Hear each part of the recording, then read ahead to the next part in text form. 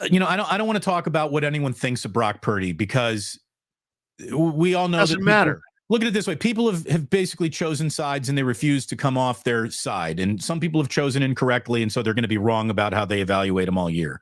Whatever. It doesn't matter. What we also have going on in football right now is an experiment in the art of the elite quarterback argument. There is no more elite quarterback in this league than Patrick Mahomes. Would you agree with me on that? I mean, he's the best. He's the top of the heap. Yep. Top of the heap. Exactly. He's the standard bearer. The tip of the spear is Patrick Mahomes. I've never seen a quarterback enter an all-time debate as quickly as Patrick Mahomes has entered the all-time debate. You want Joe, you want Elway, you want Johnny Unitas, if that's Marino. The generation you're from. You want Marino, but again, people will be like, well, he never won a Super Bowl, so I'm going to hold it against him, which is ridiculous because Bradshaw. Whoever this guy would be the guy I would start to win one game for my life. That's the guy. Like Patrick Mahomes entered that conversation as early in his career as any quarterback is allowed to enter an all-time conversation. That is how much of the real deal he is. Look at the Kansas City Chiefs this year. I was told all you need is an elite quarterback. Well, then how come they've been shut out 3 halves in a row in their second halves? How come they're averaging 13 points a game? They've still got their elite quarterback, but they now have a team with frying pan hands all around them. And when Travis Kelce has an off game, all of a sudden the Chiefs aren't chiefing quite like they used to. So, the standard that is applied, the hypothetical scenario that people want applied to Brock Purdy, saying that in a worse situation, he wouldn't be this good. Look at Patrick Mahomes. In a worse situation, he's not half as effective as he used to be. He still throws lasers and darts and has more arm angles than, flamenco dancers got tap shoes. It's incredible what this guy can do, but the team around him isn't as good as it used to be. So your hypothetical, Brock wouldn't be this good if he weren't on this good of a team, that gets filed under no duh. Of course not. No player in this league is as good as they can be when they're in a worse situation. And right now, Mahomes is in a worse situation than he's been with talent around him at any point in time in his career. And that's why the Chiefs are struggling a little. And by the way, when I say struggling, that's a sliding scale of Chiefs level struggling. They're still fantastic, but it's a different feeling. And then, just a couple of years ago, let's run the experiment. Let's reverse engineer it. You got a really, really, really, really talented quarterback who's always been in a bad situation because he's been in Detroit. Then, boop, you pick up Stafford, you pick him out of Detroit, you put him in Los Angeles, you get him with McVay, and boom, 16 games later, it's a fucking Super Bowl. So, the point that people think that the aha that they've got over Purdy, it isn't an aha at all. It's a football truth.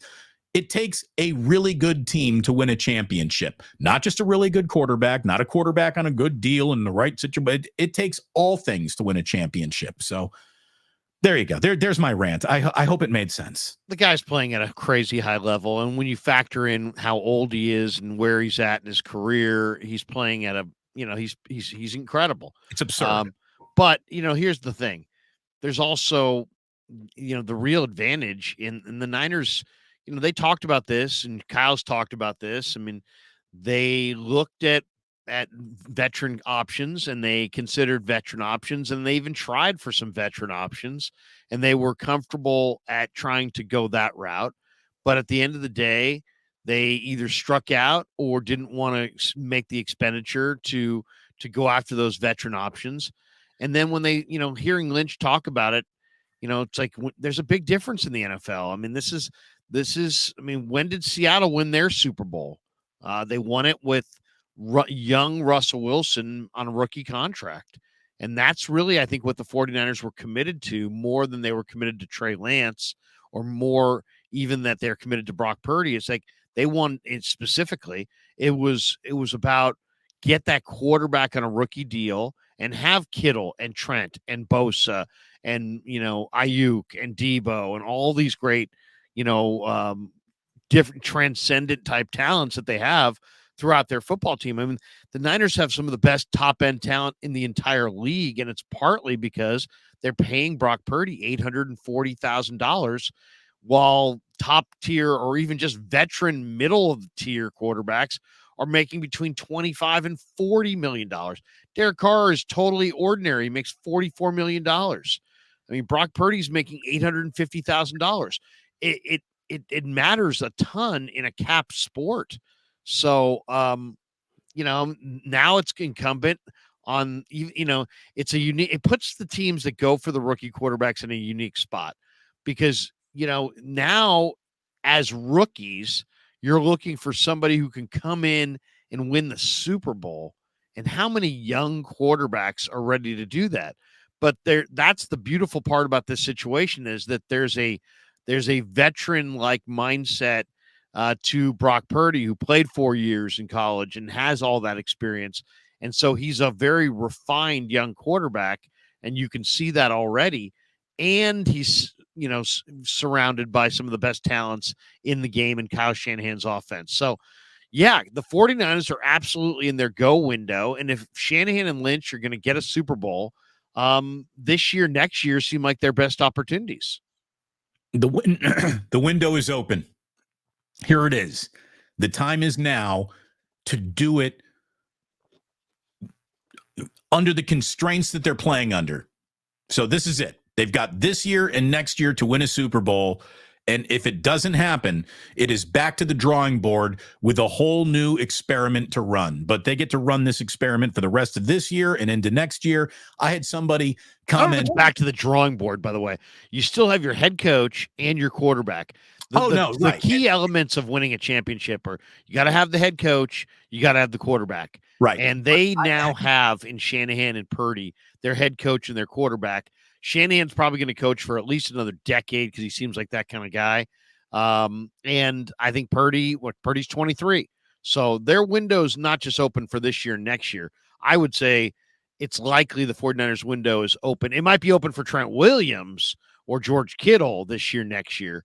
But as far as the Niners with Purdy and Shanahan, I think their window's open for the next 5 to 10 years in actuality. And that's what a really good quarterback and head coach combination can do. They can hold open windows to compete in through their abilities more than any other guys on the field. But it takes more than just those two guys to really reach the championship level. And it's just set up right now. Like there's no better time than the present or next year for the 49ers to do this. I had somebody in one of the chats that I was reading and looking at the other day saying, hey, Brock has been fantastic. I'm all aboard. And if he can go ahead and sign a team-friendly deal when it's time to get paid, he'll go down as. And I was like, I understand what you want. It's a cap sport. You don't want somebody taking so much off the table that there isn't enough for anyone else. But at the same time, like Brock Purdy's already given at the good deal office.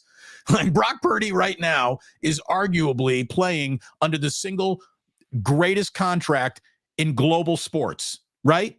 I mean, think about it. He's a quarterback in a league that the starters get between 25 and 50, and he's making $840,000.